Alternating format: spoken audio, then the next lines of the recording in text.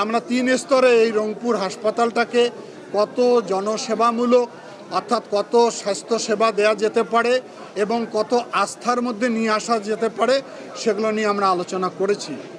অগ্রগতির মধ্যে আমি একটি কথা বলি, আমরা আগামী 2 মাসের মধ্যে এখানে যে আইসিইউ বেড রয়েছে 10টি মাত্র, এটি আমরা আরও 10টি সংযুক্ত করব, অর্থাৎ 20টি বেডে এখানে আইসিইউ চালু থাকবে।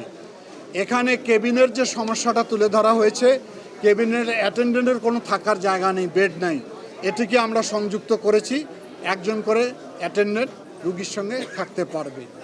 এখানে অপারেশনের ক্ষেত্রে দেখা যাচ্ছে অ্যানেস্থেসিয়ার সংকুলনের অভাবে সবসময় অপারেশন চালু থাকে না, যার কারণে রুগীরা অনেক সময় মৃত্যু ঝুঁকিতে পড়ে যায়, মৃত্যুবরণও করে। সেটিকে আমরা সার্বক্ষণিক চালু রাখার সিদ্ধান্ত গ্রহণ করেছি। এখানে এই জনবলটাকে আমরা সম্পৃক্ত করব। এখানে অনেকগুলো অনিয়ম রয়েছে। আপনারা জানেন যে লাশ পরিবহনের ক্ষেত্রে একটি সিন্ডিকেট এখানে কাজ করে। আমি নির্দেশনা দিয়ে গেছি যে কতটা অ্যাম্বুলেন্স তার তালিকাভুক্ত রাখতে হবে এবং মাইলেজ অনুযায়ী ভাড়াটা নির্ধারণ থাকতে হবে এবং তাদেরকে চালানের আকারে টাকাটা দেয়া হবে। এ ব্যাপারে একটা কমিটি গঠন করে দিয়েছি। তারা 3 পক্ষের সঙ্গে আলোচনা করবে, অ্যাম্বুলেন্সের মালিক বা চালক, আমাদের সিটি কর্পোরেশন এবং হাসপাতাল কর্তৃপক্ষ। তারপরে সেই অনুযায়ী এটি পরিচালিত হবে। এত বড় একটি হাসপাতাল, সিসি ক্যামেরা, এটাকে জরুরি ভিত্তিতে আমি নির্দেশনা দিয়েছি আগামী 1 মাসের ভিতরে যাতে সিসি ক্যামেরার আওতায় গোটা হাসপাতালটাকে নিয়ে আসা হয়।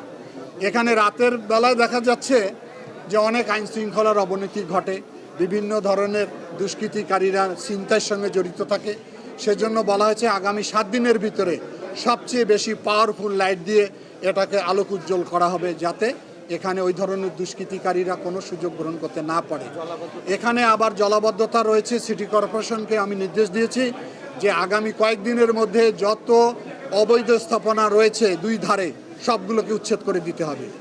এবং এখানে দেখা যাচ্ছে যে আমাদের সীমানা যে প্রাচীর রয়েছে সেখানেও মানুষ ভেঙে নতুন নতুন প্রবেশদ্বার করেছে, এগুলোকে আমরা বন্ধ করার নির্দেশ দিয়েছি। যারা অ্যাটেন্ডেন্ট, একজন রুগীর একজন অ্যাটেন্ডেন্টকে আমরা অ্যালাউ করব, তাদেরকে আমরা কার্ড দিব, ঝোলানো কার্ড। আমি সবাইকে অনুরোধ করব অ্যাটেন্ডেন্টরা রুগীরা যাতে কষ্ট না পায়, আমরা যেন অযথা ভিড় না করি। এখানে নিরাপত্তা দেওয়ার জন্য একটা অস্থায়ী পুলিশ ক্যাম্প আমরা চালু করলাম। সেখানে পুলিশ কন্ট্রোল রুম চালু থাকবে, যে কোনো সহায়তা তারা দান করবে তাদের সঙ্গে থাকবে। আমি মনে করি যে দীর্ঘ 17 বছরের এই জঞ্জাল, এই অনিয়ম, এই দুর্নীতি একদিনে হয়তো আমরা পরিষ্কার করতে পারবো না।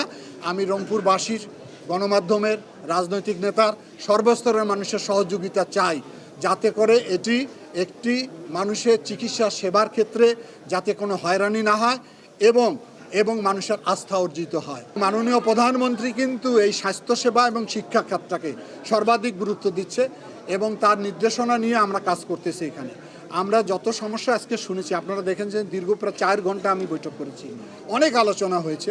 সবগুলো সমস্যা একদিনে আমি সমাধান করতে পারবো না, তবে আমি গ্র্যাজুয়ালি বলেছি যে ধাপে ধাপে আমরা এগুলোকে